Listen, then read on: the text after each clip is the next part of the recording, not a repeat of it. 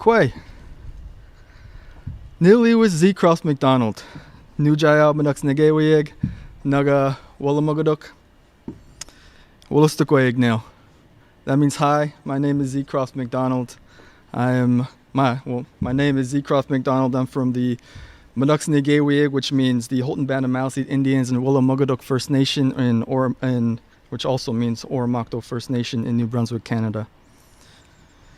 I serve as the tribal ambassador for the Houlton Band of Maliseet Indians here in Maine. I just want to start off by saying thank you. Thank you to all the youth here. Thank you for the organizers of the event. It's incredible to see all of you out here.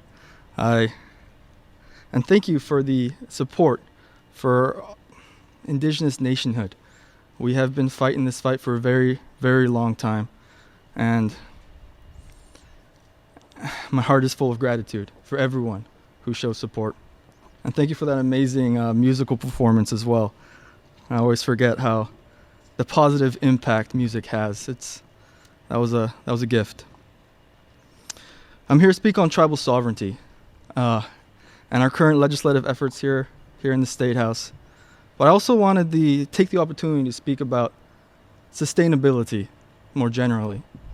In my Wolastoqey teachings, we have a concept called 7 generations, which means that all of our actions today must take into account the effect those actions might have on the next 7 generations.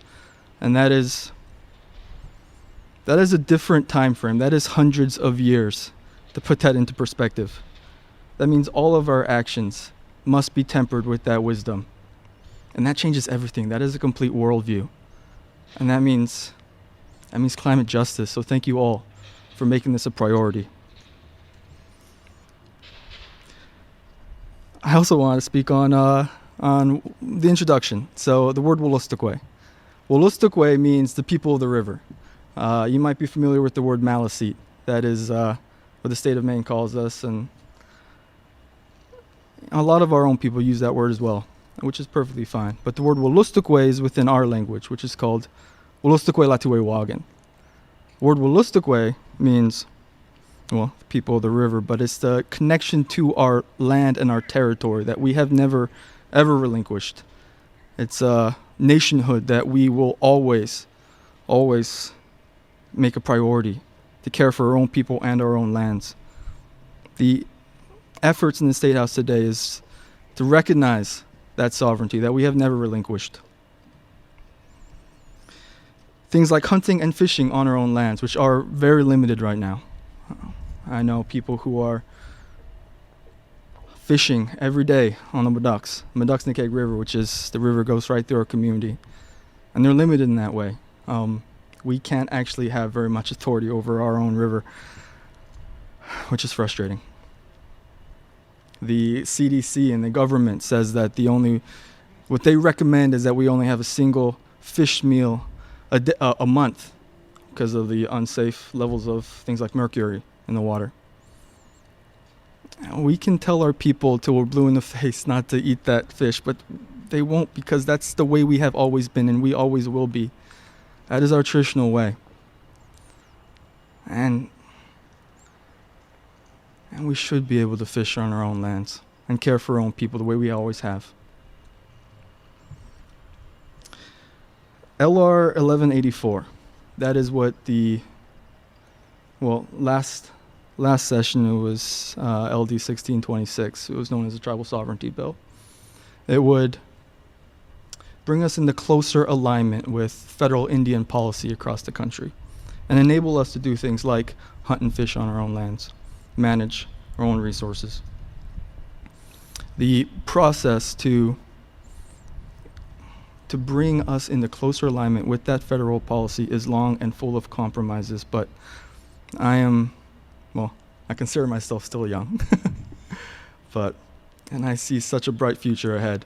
And it's not because of anything that's happening today, it's because of all of you. It's because of the future and the things I've seen the youth do. It's incredible.